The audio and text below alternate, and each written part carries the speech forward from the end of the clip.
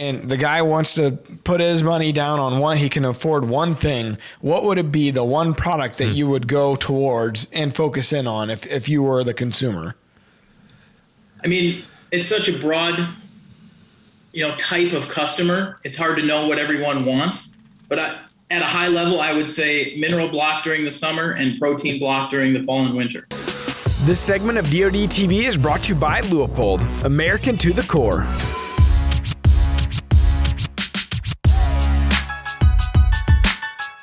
What's up, everybody? Welcome back to the Drury Outdoors 100% Wild podcast.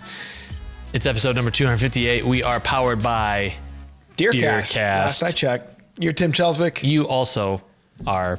No, you're just Matt. You're Matt Drury. A different guy. There's only one of us. Hey, look, before we jump into this, I got some big news. We always get asked where Mark and Terry are going to be appearing. In case somebody wants to meet them or come say hi. They're going to be at the World Fishing Fair at Bass Pro in Springfield, Missouri.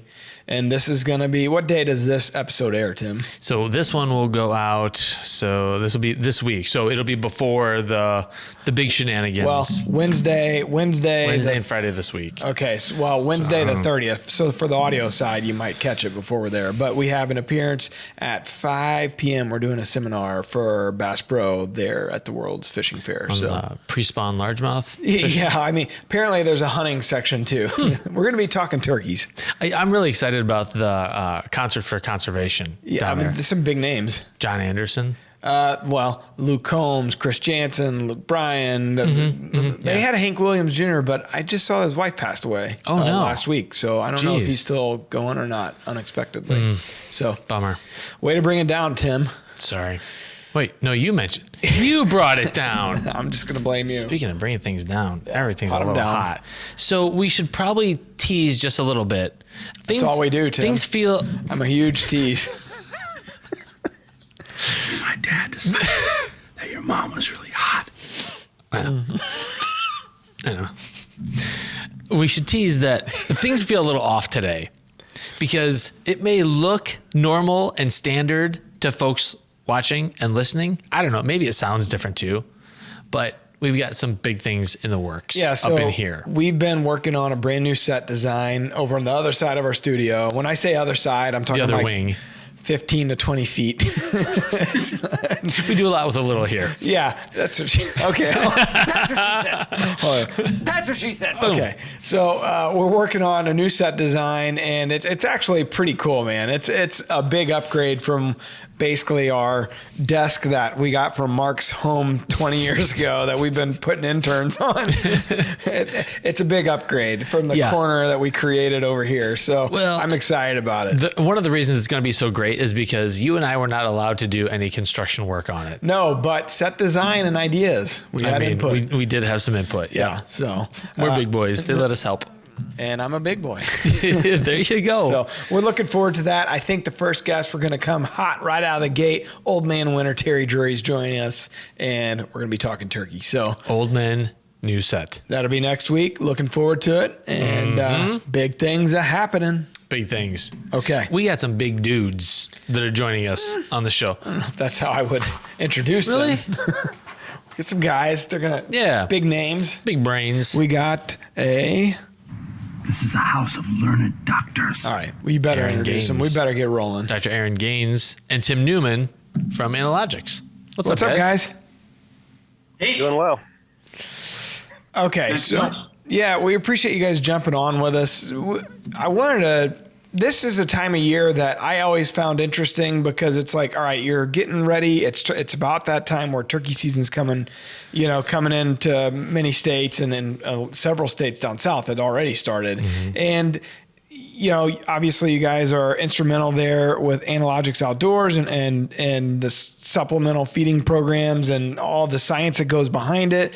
But what happens this time of year? Because I think a lot of people probably back off. You think about winter and the really super cold months. It's warming up now. The deer are fine. They're good. Yeah. And so, people usually kind of, I think if there's a lapse in time of when they're putting out supplements, it's probably this time of year because they then put them back out in the summer just because they're wanting to that's when they see the velvet growing. That's when they think big deer pictures. And so I'm interested to kind of dive right into it with you guys and get your thoughts on what somebody should be doing, whether you got 50 acres, 5 acres, or 500 acres.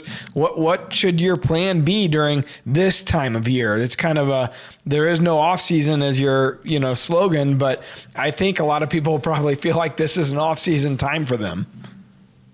Yeah, I can take that one right off the bat. So up here in Minnesota, we're still experiencing what I would call winter-like weather. I mean, we're still getting snowstorms. Like we're going to have, 3 inches of snow, I think, on Wednesday, and that's going to be, another winter storm, right? But we've had snow here as late as, May, that is surprisingly late, but we're still in winter mode here. But the rest of the U.S., I mean, you're talking about green up already. They're getting warmer temperatures, and people have probably already been frost seeding and starting to see some clover maybe even pop farther south. So when that transition occurs, I look at it as like a protein to mineral transition time frame. So in the winter, they need more of the protein because that is what is lacking on the landscape.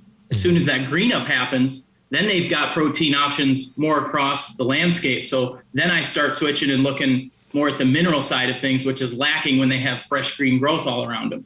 So depending on what time of the year it is in your area, look at the green up as the transition line. So if the green up has not occurred yet, think about proteins. If the green up has occurred, then you're thinking more about minerals. And what's the best way? So if someone is just starting a supplementation process on their ground, what are some of the key things they have to do to start to help the deer know, like, hey, this is here, this is available, and deliver it in a way that's most effective for the deer?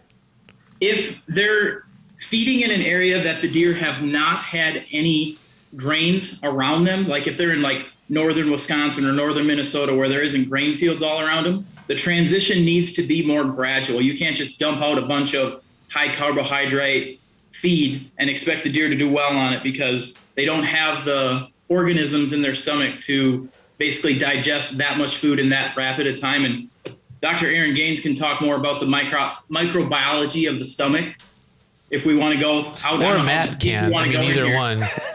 I'd defer to Matt. I'd love to touch on this topic, guys. It's been really bothering me. Your stomach or the topic? Yeah, both. Let's just defer to Aaron here. He's the guest, I guess. That's right. Let's be polite.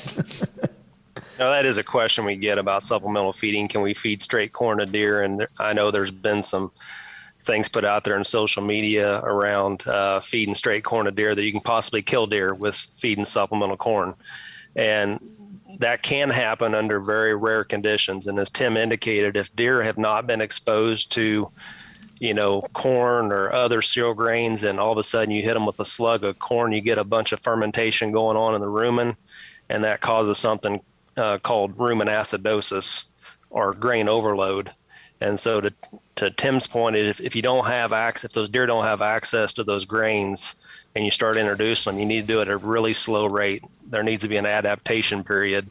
Otherwise, you could possibly harm that animal. But you get into the Midwest where deer have access to cereal grains like corn, supplemental feeding with feeding straight corn is not going to be a problem.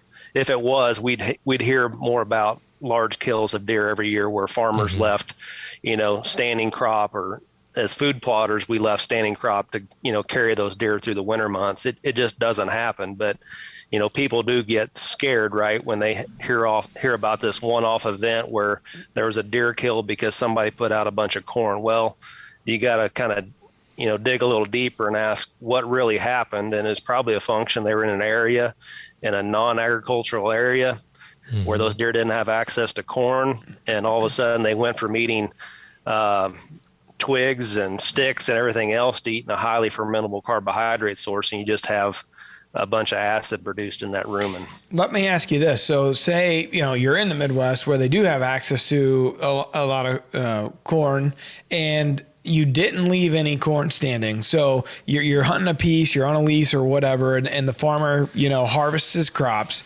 And so the corn has been out for several months, say mid-October or whatever, all the way through to the end of the year. And then once the season ends, late January, you decide to start feeding. Is it an issue then because they hadn't eaten it in so long, or basically these deer in those types of areas, they're just acclimated to it. They've grown up around it. Is that their stomachs can handle it? Yeah, I mean, certainly there's going to be less residual crop left over right after the combine comes through. We've seen that with today's technology. There's less residual crop, but they're still able to access some of that. So their rumen microbes are acclimated to that. And so the chances of, harming a deer, even under those conditions, Matt, has a low probability of occurrence. Okay. So I wouldn't worry about that. And as Tim talked about, we start thinking about, how to feed the deer year round. And we've, in our supplemental feeding programs, we've kind of evolved to feeding more than just one diet all year long. For our large land managers, we're feeding in multiple dietary phases. We're feeding 3 diets during the year. And what we're doing is we're formulating those diets based on what the deer need. So for example, in the winter months, we're focusing on, high energy, to get them through the winter months. And then as they start to get through the winter months and advance to spring, we start increasing the protein level. We got to think about that doe. She's gestating, a fawn or fawns. And so protein requirements are increasing for her. Same way that buck is preparing for the next antler cycle. And so we need to start bumping that protein up. And then once we hit spring and we start, having these bucks that have got pedicles now, the does are starting to have fawns, then we bump the protein up even further to meet the requirements of those animals. So we've evolved to more of a 3-phase feeding program to more closely meet the requirements of that animal for our large land managers. And the nice thing about that as well is it does save costs. So we're not overfeeding nutrients at certain times of the year. No. Oh, go ahead. I was just going to ask in terms of so you mentioned a 3-phase process. Is that pretty much a one-size-fits-all for most places in the whitetails range, or do people need to look at something that's customized based on where they live? Yeah, you could alter it based on where you're at, but we've really taken that 3-phase feeding program and have adopted across pretty much the entire U.S. Where whitetail are at. So that program has worked really well, particularly right now. I talk about cost. We're looking at corn costs right now at, $7.50 a bushel. And so it's really expensive right now to supplemental feed. And so anything we can do to help manage cost, is a win, for land managers and hunters alike. So that's something we do on our farms. We've been doing the last 4 or 5 years of that phase feeding program. So, we're talking pretty mass scale kind of stuff here. I think, the way Mark and Lee Lukoski, these guys, and these are the types of land managers you're talking about. What about for our listeners, it's probably more of a small scale, a lease or smaller tract type of a guy. What can they do and be effective? Heck, I think of myself in general. I just got a 102 acre farm that I bought. What can I do? I look at the herd and there might be 20 to 30 deer total across the 100 acres. And that counts them kind of coming and going a little bit. So what can you do on that type of scale? And do you still take that 3-prong approach, or do you start saying, because if I'm your average guy, I'm thinking, all right, I'm at Bass Pro, I'm at Cabela's, I see a bag of this stuff, or I see the mineral dirt, the products on the shelves. Should I get it? Should I not get it? What does it do outside of, summertime and that attractability for the pictures and stuff for your cameras? What can I do to help my herd and the health of the herd on a smaller budget, smaller scale? Yeah, we'd simplify, in those situations, Matt, we'd just feed, one diet, the supplement gold. It's going to be a 16% protein. So it's going to meet the protein requirements of the buck and the doe, and then meet all the other requirements of that animal. And that's a safe bet, right? You're buying some insurance, but it works better for people that have maybe got smaller acreages and can't implement a 3-phase feeding program. The other key technology, we'd be leveraging, particularly going in the spring months, is mineral. And we always get the question, what's the best time to put out mineral? And Tim talked about, mineral supplementation, occurring in the spring. And the reason that is during green up, that's when those plants are deficient. But I've kind of evolved to, I used to be pretty rigid on putting my mineral out about the time turkey season started here in Northeast Missouri. That was always a good time to do it, freshen up sites. And I've kind of evolved to getting it out late winter, starting in February. And a lot of that's just a function of making sure that those minerals are available, because we do see consumption on those sites even in late winter. And again, we got to go back to what's happening with that doe. She's getting ready to have fawns, and we want to make sure her mineral status is up to speed, if you will. And we don't want to be putting it out in the spring when she's starting to have that fawn and she's had some mineral depletion already. We want to get ahead of that, not be behind the 8 ball. So start loading that mineral earlier. How many mineral sites? I've always used your Mineral Dirt 180 and had a lot of good success with it. They really seem to hit those sites. How many sites would you put out in 30 acres or 50 acres? Or like, is there a certain, hey, you need to do, 2 sites per every X amount of acres, or what would you do there? Tim, you want to take that? Yeah, I'll take that one. I like to say no more than 25 deer at a site, which it's hard to know the deer density and the habitat acres attached to, because there's different habitat types. 80 acres in one area might be totally different than 80 acres in another area. But if you want to look at it at a per acre standpoint, I usually say 80 acres is a good average as far as one mineral site per 80 acres. Okay. You could also put a sign up next to the mineral site that says 20 deer maximum. Stand 6 feet kind of apart. like the hot tub, you're not supposed to have more than like 20 people in there. Yeah, Just you're not use that supposed to sign. bring a toaster in there and I stuff. don't know about you. but- $200 is $200. I'll What parties are you toast my attending? bread, my hot tub if I want to. Thank you. right. Well, that's interesting because I think about it. I always go back to this because this is what I'm ultra focused Here on we right go. now. I got 100 acres, and I think about 2 sides of the farm basically where I see the most deer. The west, there's a southwest side and the northeast side, and I think I would put 2 separate sites out. But realistically, it's probably the same deer traveling back and forth. Small enough. Yeah. Yeah. Yeah, but if you say 30 deer are using that acreage, then you're over the 25 deer Gotcha. per site. So then you want to spread it out and put 2. Yep. So, Yeah, Still like I my agree idea with the sign. I agree with Tim on that. On farms here in Northeast Missouri, I run 1 mineral site per 40 acres because I've got the deer density. And the other thing is location. I try to put those mineral sites in kind of the center of the farm and not on the periphery. Try to concentrate my food sources within the center of the farm and not on the edges to my neighbors. So Makes that makes perfect sense. sense. Now, let's talk about actual like delivery of mineral. I've heard it said over time that deer prefer to take mineral out of the ground as opposed to in just a block form, but I don't know if there's really anything to that. yeah, I've done it either way, whether I'm just pouring loose mineral on top of the ground or putting a block on top of the ground. But I have found the best way for whitetails to ingest minerals is to mix it in with the topsoil a little bit. So that soil buffer just creates something that deer like better than just pure minerals. And I think it's just a little bit more natural them to ingest a little bit of soil rather than pure minerals.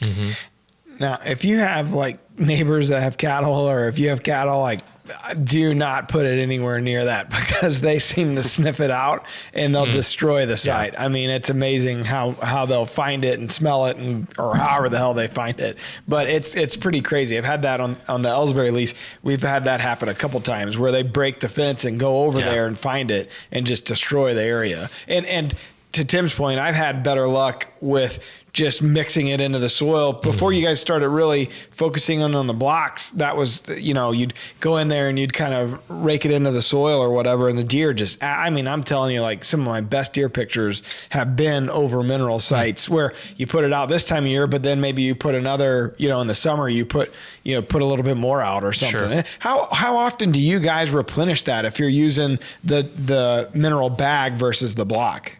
It really depends on soil type. So certain soils will leach minerals faster through the soil profile, like really sandy soils. They can't hold the minerals, so they just leach down quicker. And in those types of spots, I would try and find like a rotten log to put the minerals on to hold it a little bit longer. But if you've got good quality black dirt, that can hold that mineral for a lot longer time. So you can get up to 6 weeks out of one 10-pound mineral dirt 180 application on good dirt. But if your soil is worse, then you just got to reapply more often. If you've got good dirt and you have access to maybe a stump that's rotting, do you have a preference there? I like the dirt over the wood. If the soil is good black dirt. Okay. What about the presence of water near mineral? Does that help draw a deer in if they have access to water and mineral right there? It Helps does. with consumption. Yep.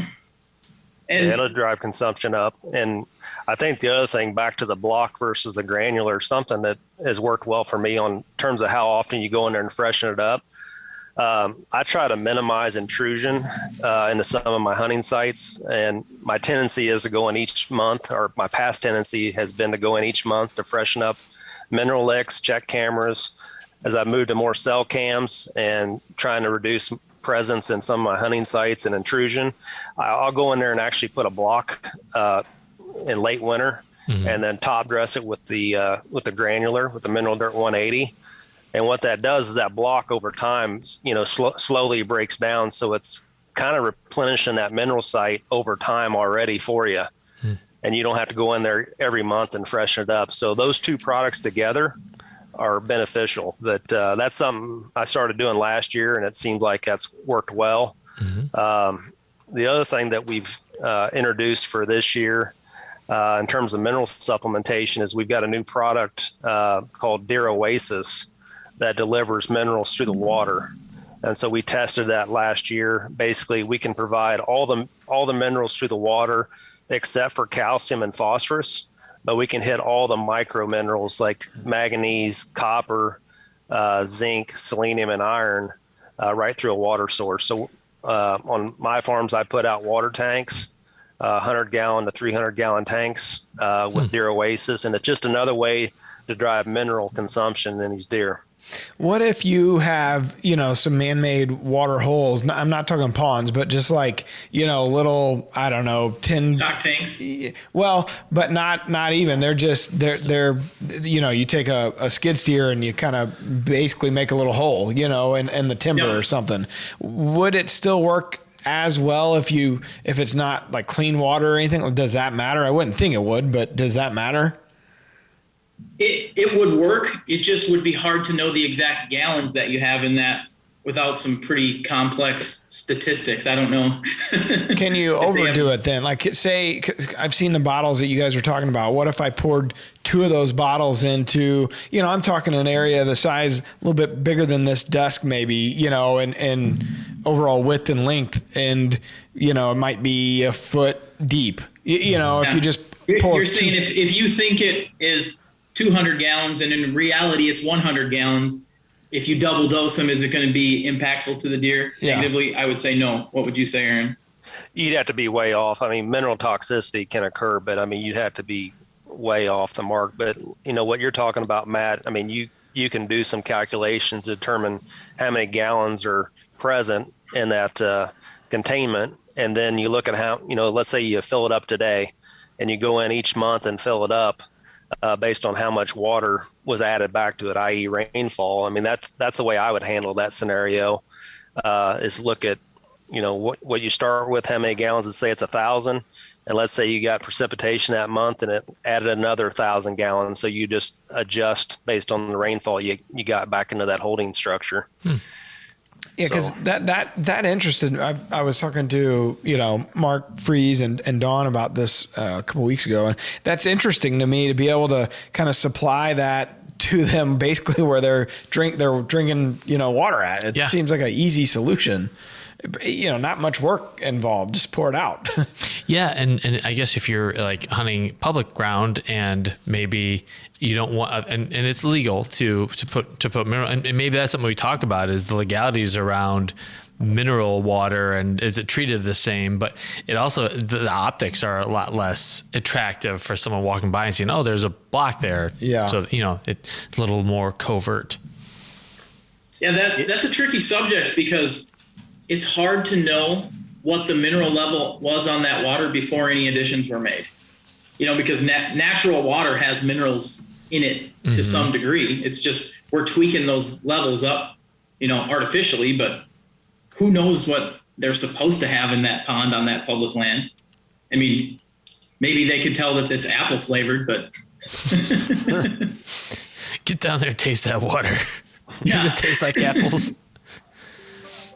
Yeah, interesting. So, okay, so I know that you guys last year focused on the black ops and the white ops a little bit more as in general as a product line, and which it's interesting because it looks like dirt. I mean, it doesn't look like anything, right? So you guys added to that line this year. What's the thought process behind black ops or white ops in general? What's the importance there versus using the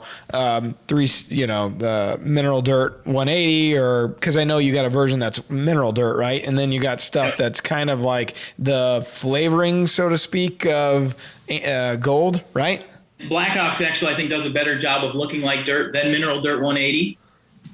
With the whiteout, that is a way to supplement, basically using an attractant it's not as costly per pound. So if you just want pictures of deer, you just want to bring them in for an attractant, that's where the whiteout really comes in handy. But there's also been some research we've done that there are some deer that are lacking salt.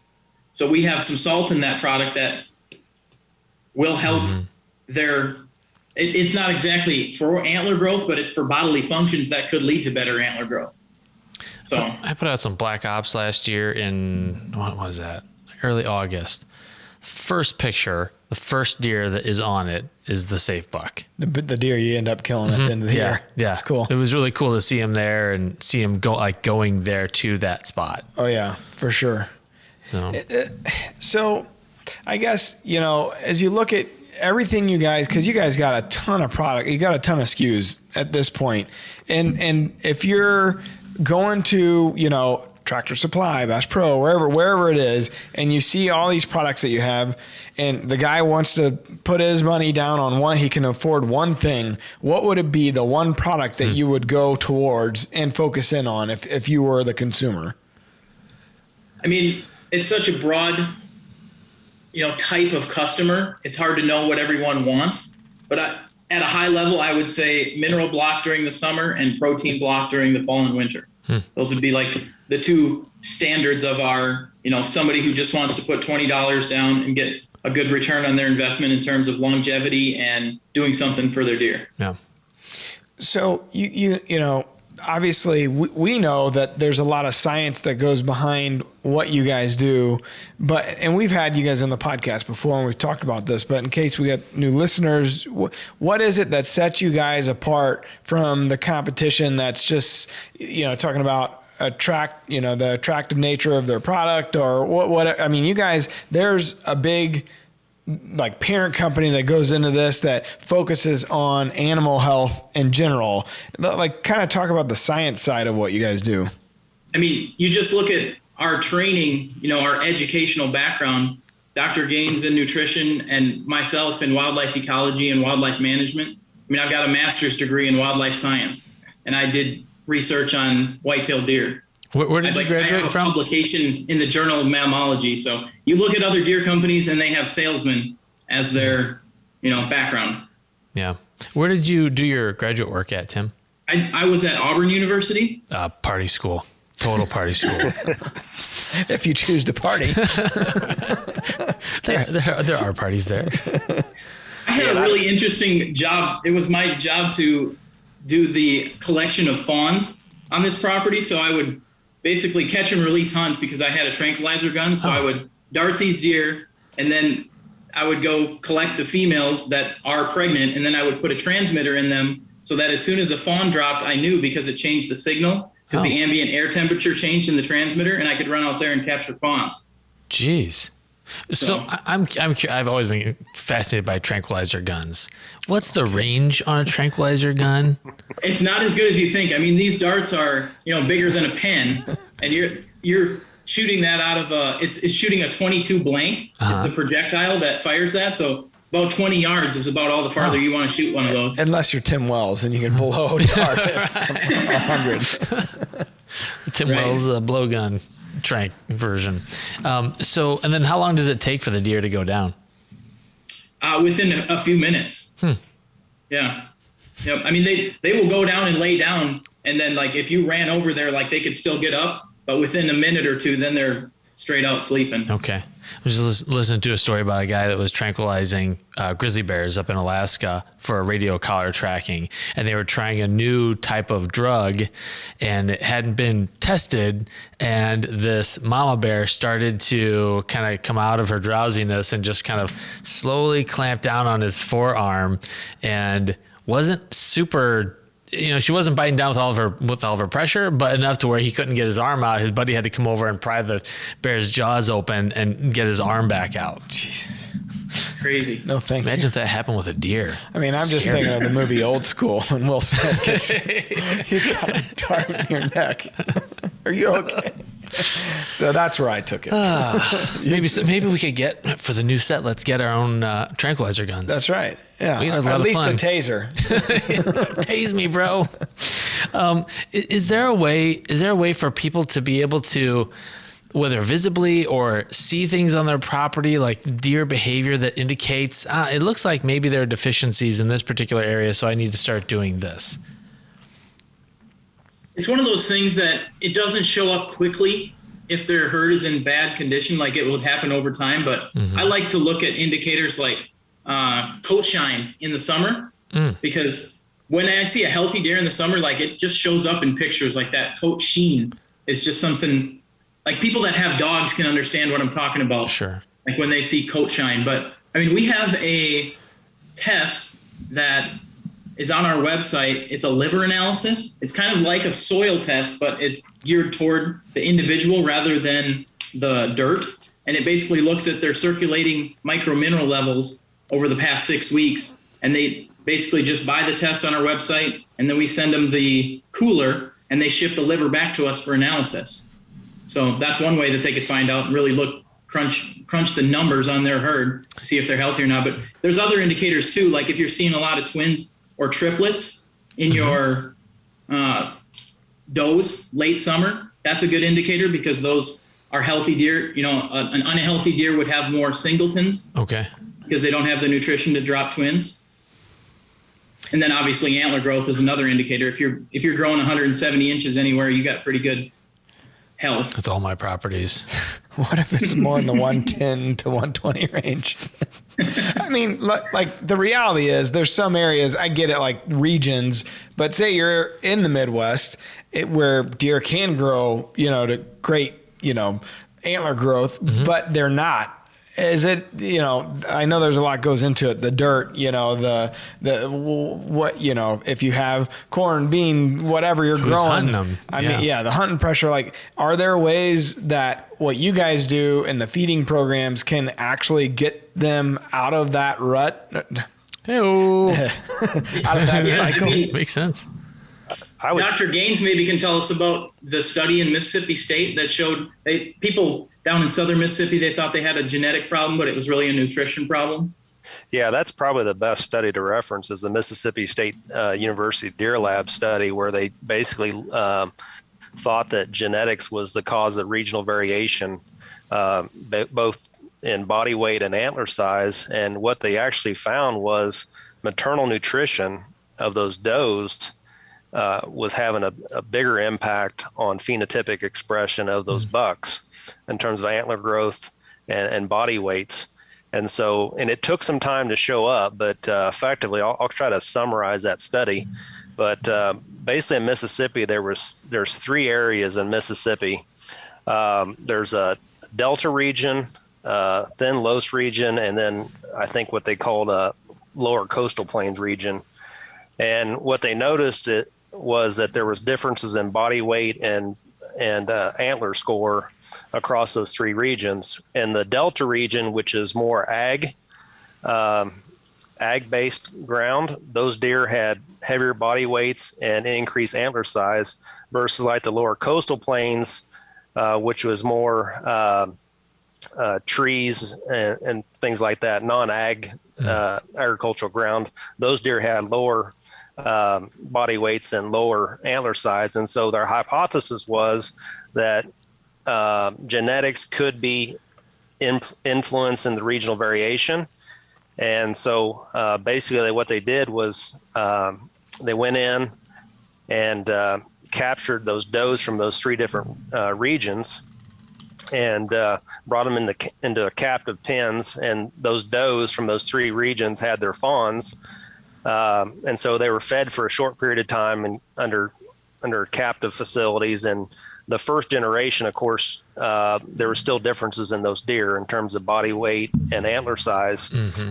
But what's interesting is those does that were born from those mothers in captivity were then reared in captivity for a full generation, or they had, those doe fawns were bred and then they had their offspring in captivity, but they were fed adequate diets.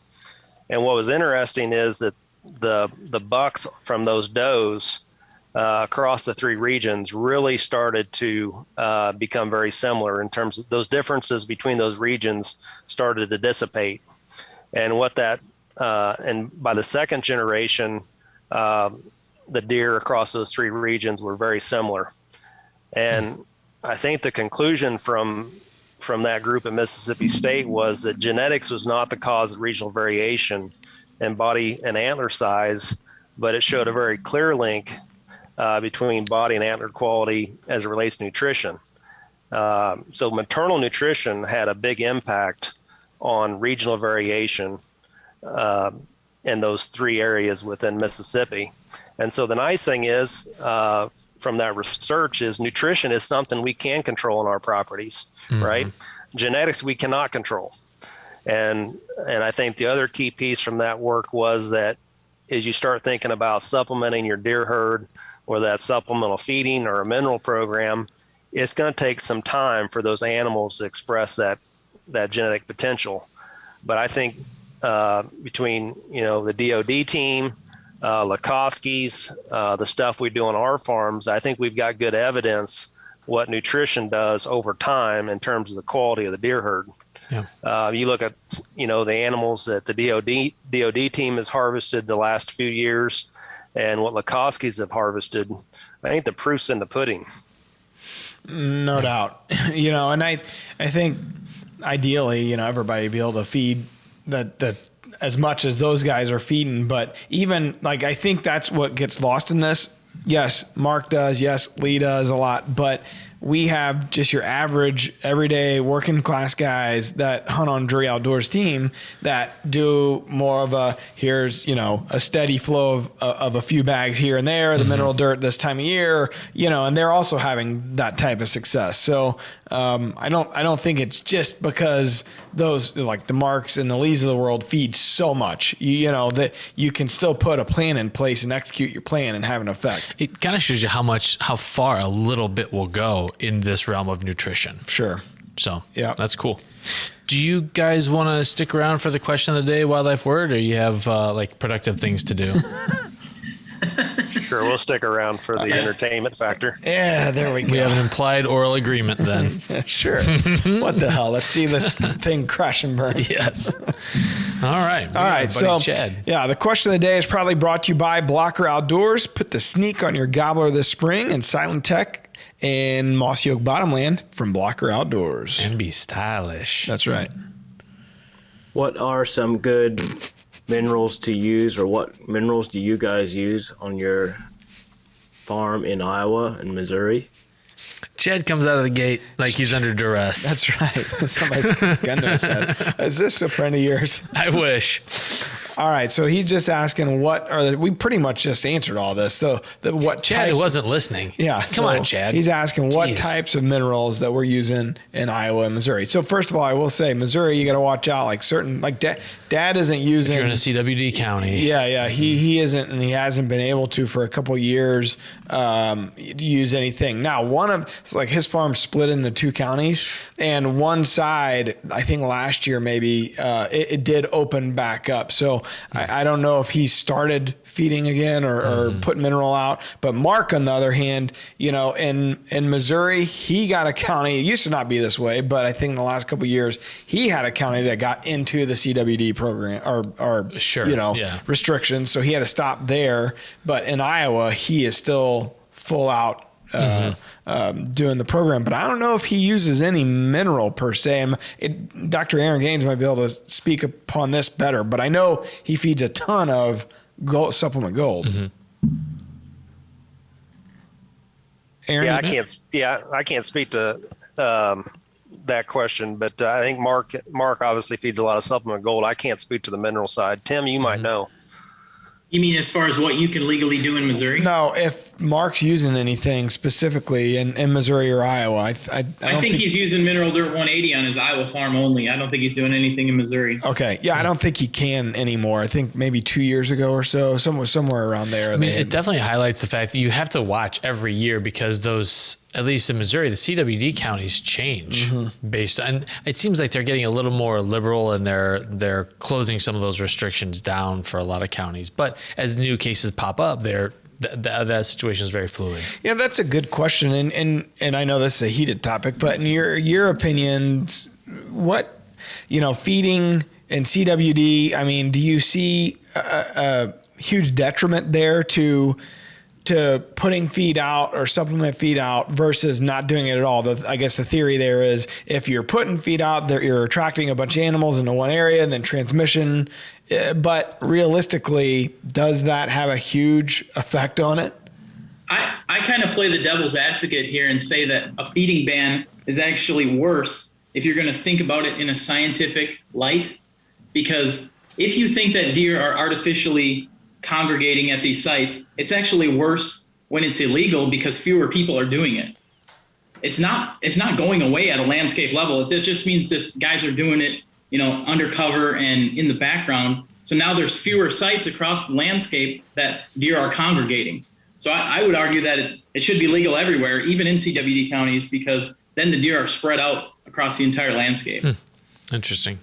They're concentrated, basically. You're putting them in little smaller areas. They're not going and traveling all over the place trying to find. So for instance, like southern Wisconsin, where it's completely illegal to use minerals, we're selling the heck out of it at Fleet Farm. And I don't think a lot of those guys are taking it up to northern Wisconsin where it's legal.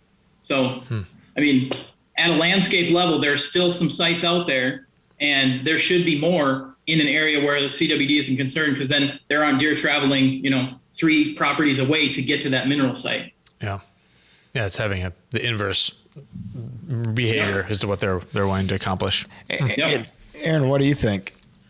Yeah, I mean, Tim brings up a good point. I think CWD, is sometimes more political than anything.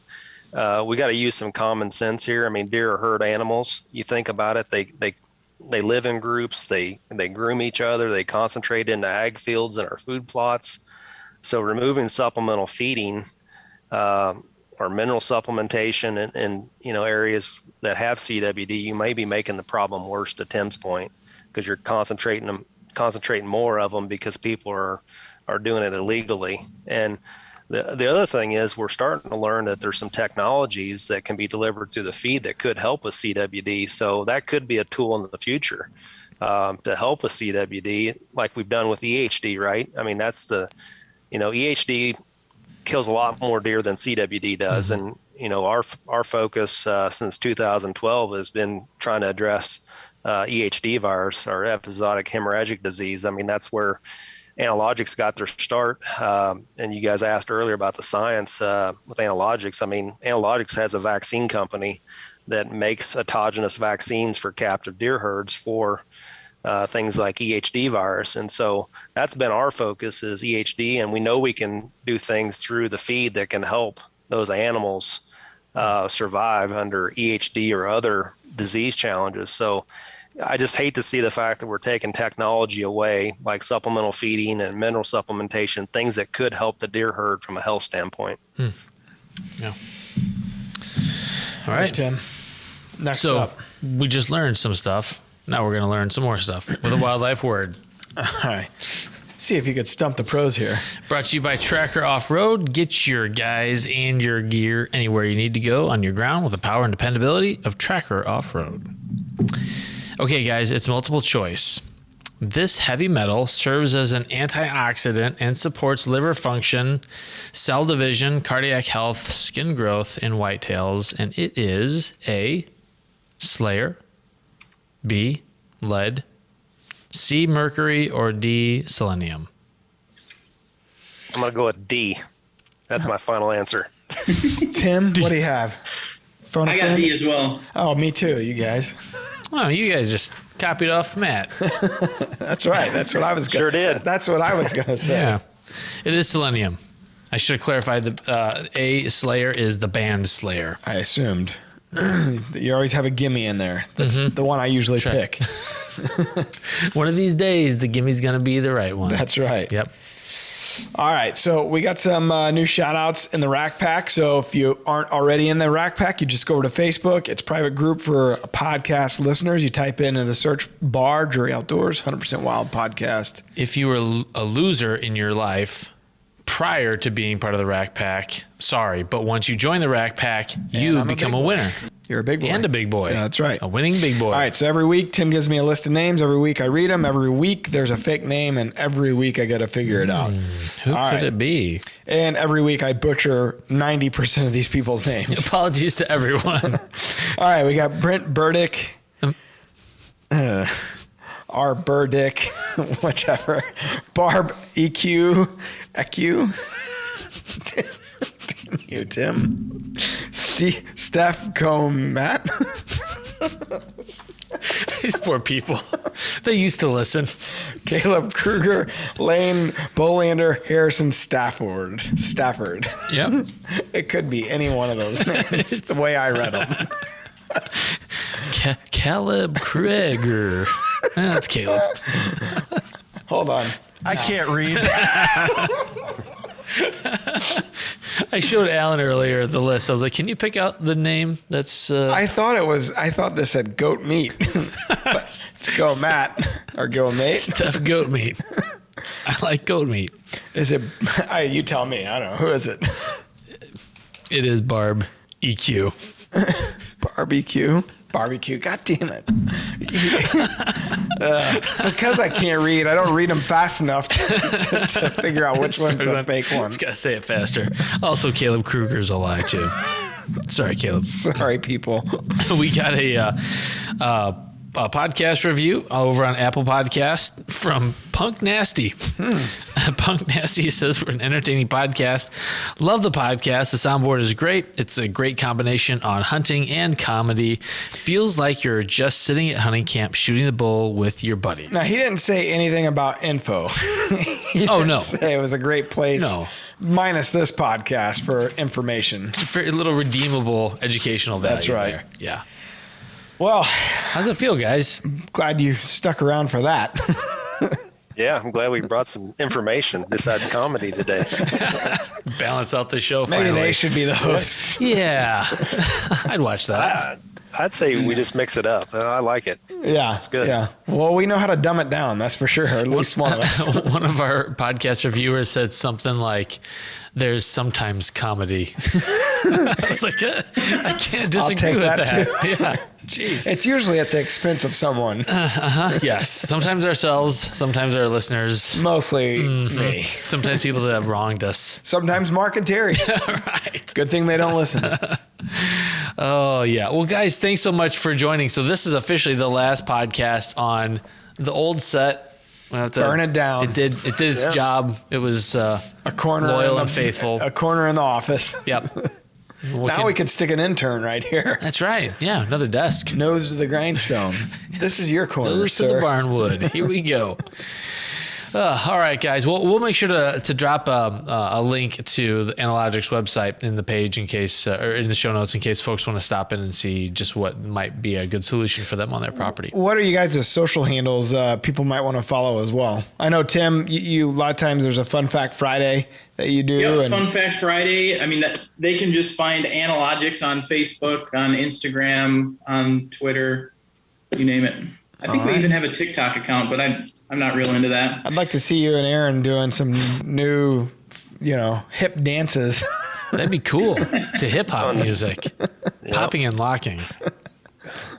Yeah, don't wait around too long to see that. So, all right, very good. Well, we appreciate you guys very much. Keep doing what you're doing. Thank you guys. Thank you for your time. Thanks for having us. Yep. Yeah, thanks for having us. Till next time. Yeah, tune in episode 259 with Terry Drury on the new set. All right, peace out. Temperatures are going to be dropping. Perfect conditions for the skinny field. Got to focus on those afternoon hunts. Northwest Tree Stand, 5 p.m. It's the easiest decision you'll make this season. Get ahead of your game with DeerCast. We're adding new videos every week, so make sure to click that subscribe button and check out all of our amazing content. This episode of DoD TV was brought to you by Bass Pro Shops and Cabela's.